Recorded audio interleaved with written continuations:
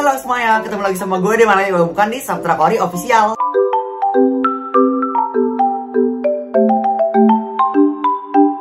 Apa kabar kalian semua hari ini guys? Semoga sehat selalu dan tetap di rumah aja ya. By the way guys, akhirnya kita ketemu lagi di hari Kamis ini, tepatnya di malam Jumat. Dimana di malam Jumat itu kita akan melaksanakan ritual-ritual khusus, yaitu ritual story time. Dan di story time kali ini gue sudah mempersiapkan banyak banget cerita-cerita horor. Dan tentunya horor itu horor banget dari teman-teman sekalian yang udah request lewat nomor WA business manager gue. Dan gue udah pilihin bersama manajer gue juga cerita-cerita yang benar-benar unik banget. Dan akhirnya kita udah dapetin 3 cerita yang benar-benar sederhana, unik, dan seremnya dapat banget.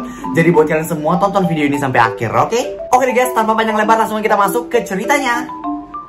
Tapi seperti biasa buat kalian semua yang belum tekan tombol subscribe, buruan ditekan sekarang juga karena tekan tombol subscribe itu benar-benar gratis alias nggak bayar. Jadi buat kalian semua buruan ditekan sekarang juga, gue kasih waktu 5 detik dari sekarang.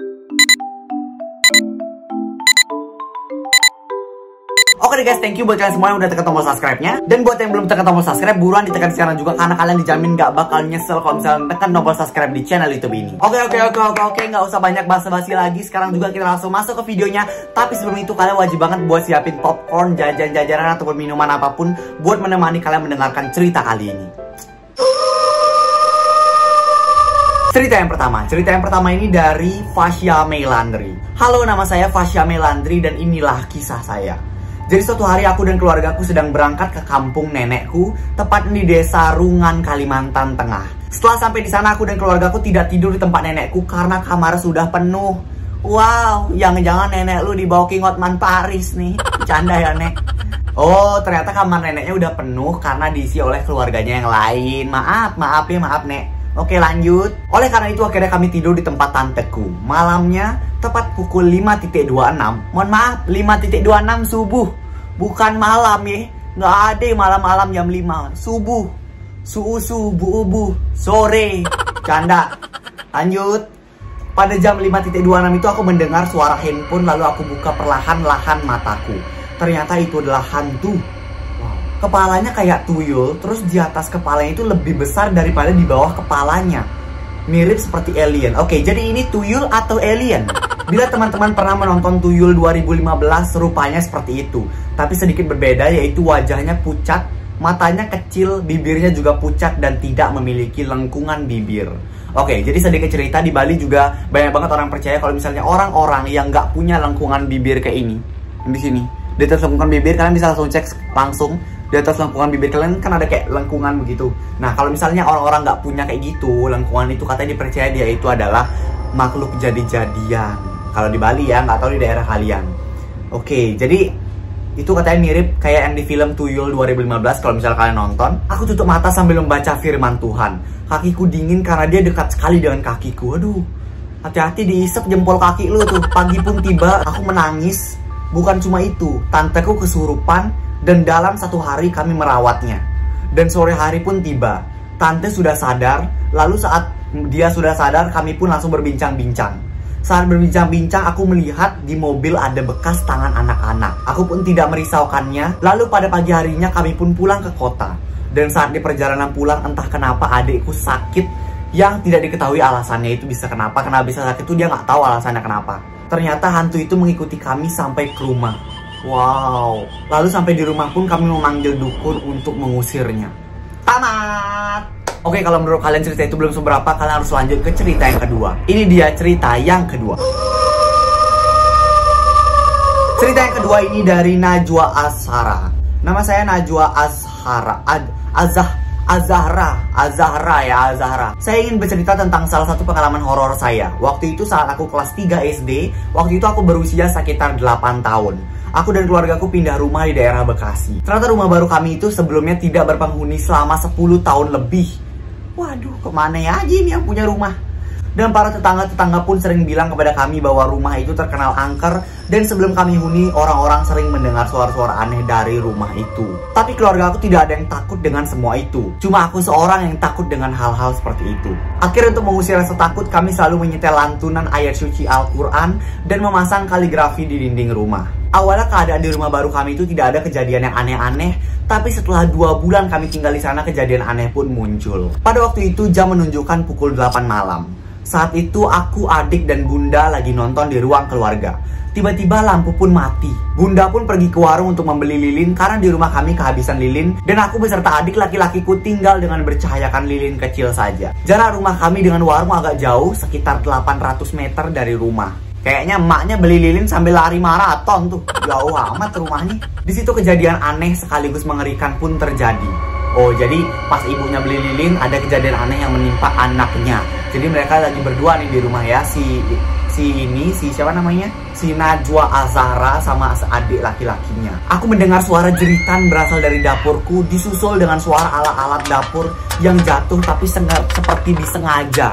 Jadi jatuhnya tuh kayak disengaja gitu, nggak jatuh dengan sendirinya gitu. Aku pun makin takut dan adikku dia cuma terdiam karena dia masih bayi umur 1 tahun. Karena aku ingin tahu sekali siapa yang melakukan itu, akhirnya aku memberanikan diri untuk pergi ke dapur dan mencari tahu siapa yang menjerit dan menjatuhkan peralatan dapur. Sambil berjalan aku tak lupa membaca ayat kursi dan Al-Fatihah. Bukannya berhenti menjerit, suara itu pun tambah keras dan aku pun makin takut. Sehingga mengeluarkan kata-kata, "Pergilah kau ke sana, jadi parasit aja kau kesini, tai." Kata-kata itu pun selalu kuingat untuk mengusir dan suara itu pun langsung tak terdengar lagi. Anjay, kena mental tuh setan tuh. Aku tidak tahu dia berwujud apa karena suasana rumah waktu itu gelap dan lampu masih mati. Dan saat aku ingin menuju ke kamar, bundaku pun sudah tiba dan sedang duduk bersama adikku. Dan kata bundaku, dia tidak mendengar suara apa-apa saat aku pergi ke dapur. Dan bundaku cuma mendengar teriakanku yang mengatakan kata-kata yang tadi itu. Oke, sekian ceritanya. Jadi menurut kalian apakah itu adalah setan atau dajjal atau siapa? Komen di bawah. Sebelum lanjut di sini gue mau ngasih info penting nih buat kalian semua. Khususnya buat kalian semua yang pengen dapetin duit tapi hobinya cuma nge-scroll TikTok doang. Sekarang kalian gak usah khawatir karena dengan nge-scroll TikTok doang ternyata sekarang bisa menghasilkan duit loh. Yaitu dengan cara ikut event TikTok, yaitu TikTok bonus. Nah, untuk gimana caranya dan gimana ceritanya kita bisa dapetin uang lewat event TikTok bonus ini, gue bakal jelasin semuanya di video kali ini. Dengerin baik-baik ya. Jadi yang pertama-tama tentunya kalian harus download dulu aplikasi TikTok lewat link yang ada di deskripsi gue. Wajib lewat link itu ya. Jadi kalian tinggal klik linknya, masukin kode undangannya. Setelah klik linknya, kalian langsung masukin kode undangannya. Nih, gue bakal tulis kode undangannya di sini. Masukin ini, oke? Biar kalian dapat bonus-bonus tambahannya kalau misalnya masukin kode undangan yang ini, oke? Setelah memasukkan kode undangan dan kalian sudah mendownload aplikasi TikToknya, sekarang kalian tinggal masuk ke aplikasinya. Dan nanti setelah masuk ke aplikasinya, kalian langsung masuk ke profil. Nah, di profil itu nanti ada di pojok kiri atas ada logo koin. Kalian bisa langsung lihat di sini logo koin. Itu tinggal dipencet aja logo koinnya. Itu adalah event TikTok bonusnya ya, logo koin itu. Nah, nanti dia akan muncul seperti ini. Nanti di sana kalian bakal ditanya Anda harus berusia setidaknya 18 tahun untuk melanjutkannya. Ketik lanjutkan. Nah, kalian bisa langsung lihat di sini kan. Ini semua adalah kerjaan yang bisa langsung kalian lakukan dan kerjaannya itu gampang banget, sumpah. Ini ya contohnya. Contohnya itu adalah selesaikan tugas sponsor. Klik. Udah. Kalian tinggal nonton video-video ini aja. Nonton satu video, kalian bakal dapat 1000 poin. Udah ya, udah selesai nonton videonya. Kita lihat, apakah koinnya nambah? Ya, poinnya udah nambah guys, udah 1000 poin. Udah 1000 poin tuh ya, udah 1000 poin. Ada juga bagikan THR ke teman-teman dan keluarga. Kalian tinggal klik dan selesaikan tugasnya. Dan juga tonton video selama 30 menit. Itu bakal langsung dapetin uang 7.000 rupiah. Nonton video doang 7.000 rupiah, nonton FYP doang sambil ngehibur diri sambil dapat duit, gampang banget kan? Dan juga nih di sini kalian bisa ngundang teman-teman kalian lewat aplikasi TikTok ini, TikTok bonus ini. Kalian undang teman-teman kalian dan nanti kalian bakal dapat bonus juga kok. Kalian juga bisa langsung menukarkan koin-koin kalian, penawaran dan kado yang tersedia itu bisa kalian langsung tukar aja. Di situ kalian bisa langsung lihat penawaran dan penukarannya, bisa tukar dengan apa aja. Kalian bisa lihat di sana.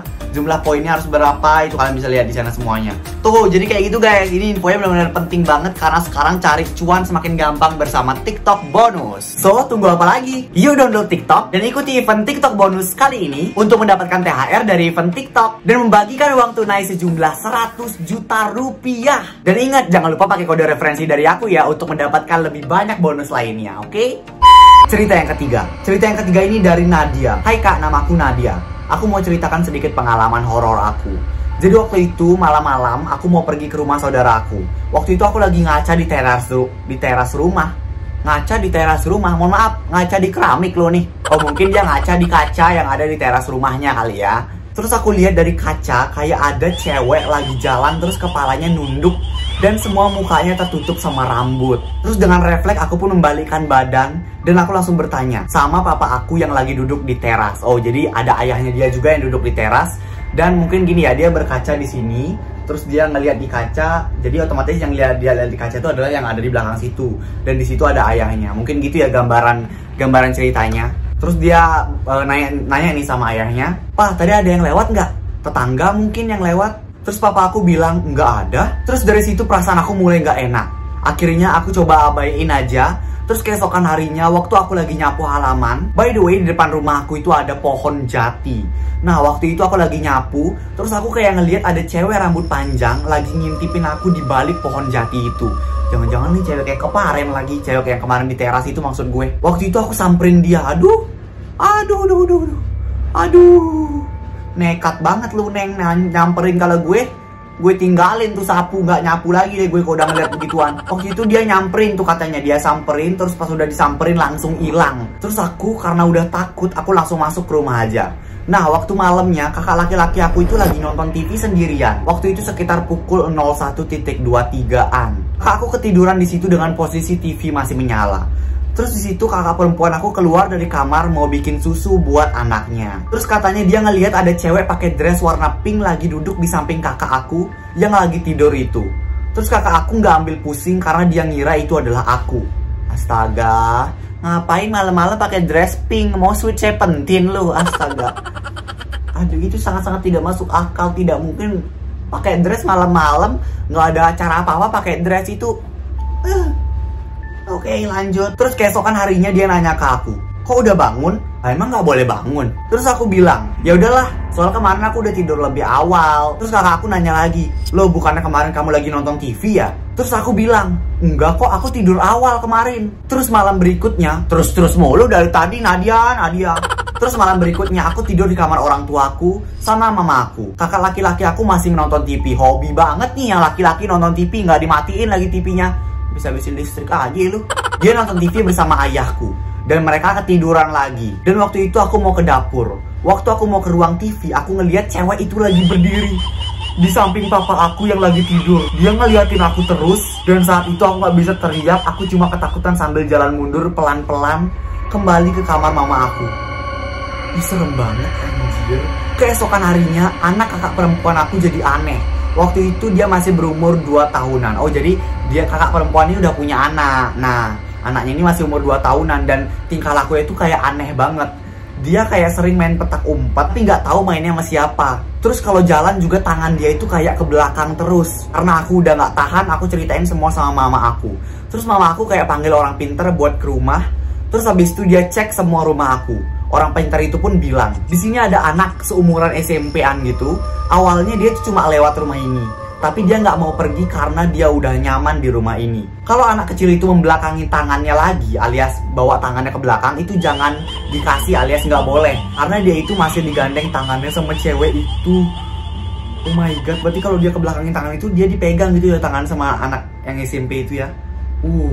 Dan sejak saat itu, setiap kali anak kakak perempuanku membelakangi tangannya ke belakang, aku langsung membawanya ke depan lagi. Sejak saat itu, aku sudah tidak pernah lagi melihat sosok perempuan itu. Tapi kata orang pintar itu, cewek itu masih tetap ada di rumah, tapi dia tidak akan memunculkan dirinya lagi. Oke guys, jadi mungkin sampai di sini dulu story time kali ini. Tapi sebelum mengakhiri video ini, di sini gue mau ngingetin buat kalian semua yang belum tekan tombol subscribe-nya. Gue ingetin lagi sekali, buruan ditekan sekarang juga. Kita goes to 400.000 subscriber di bulan ini. Astungkara bisa mencapai 400.000 subscriber di bulan ini, oke? Supaya kita cepet-cepet bisa sampai 1 juta subscriber. Dan juga di sini gue mau ngingetin buat kalian semua yang punya horror story ataupun story time yang mungkin lucu atau kebanyakan yang creepy dan horor sih ya, kalian bisa langsung menyampaikannya ke nomor WA yang ada di sini. Bukan lagi yang nomor WA ada di deskripsi ya. Jadi nggak ngehubunginnya nggak lagi ke nomor WA yang ada di deskripsi, tapi ke nomor WA yang ini. Karena yang deskripsi itu khusus untuk endorse, sedangkan yang ini khusus untuk kalian menceritakan kisah-kisah horor kalian ataupun ide-ide konten yang mungkin ada di pikiran kalian, bisa langsung disampaikan ke sini karena nanti bakal dijawab sama tim-tim aku, oke? Oke guys, itu dari gue, sampai jumpa di storytime #4 berikutnya. Bye.